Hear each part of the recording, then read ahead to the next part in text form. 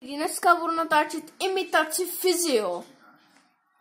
Jinak jmenuji se Tomáš a pokud nejsi rasista, tak určitě sleduješ do konce. A jo, nakoupit plno Coca-Cola a Mentosů a budu se v tím koupat ve vaně. Takže jdu nakoupit. A mami, nemusíš nebít. No, takže to se nepovedlo. Takže jdeme natočit nové, něco jiného. Takže, jak se jmenuješ? Tereza. Ne. Takže Humi, pojď sem. A jinak jmenuji se Tommy. Humi, co natočíme? Já nevím. Ne, Terry, co natočíme? Já nevím. To bychom mohli natočit, hele.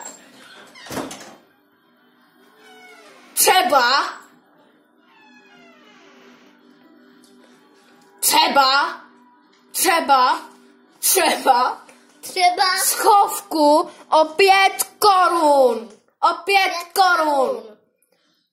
Takže ty běž hezky za dveře a já se zatím schovám. Já ještě něco musím říct. Dejte odběr I like a...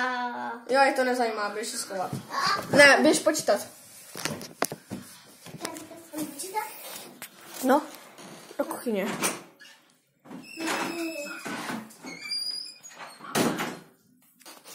Takže lidi, musím být úplně potichu, jinak ona mě najde. Tu tuhle podeku. Doufám, že mě nenajde.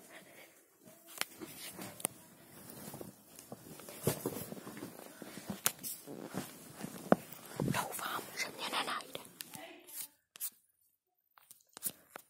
Musím být fakt potichu.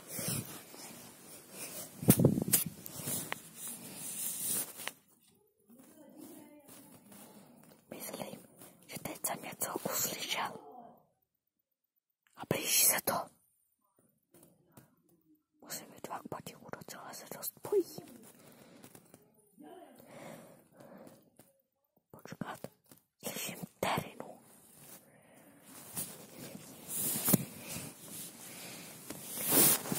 Doufám, že mě nenajde.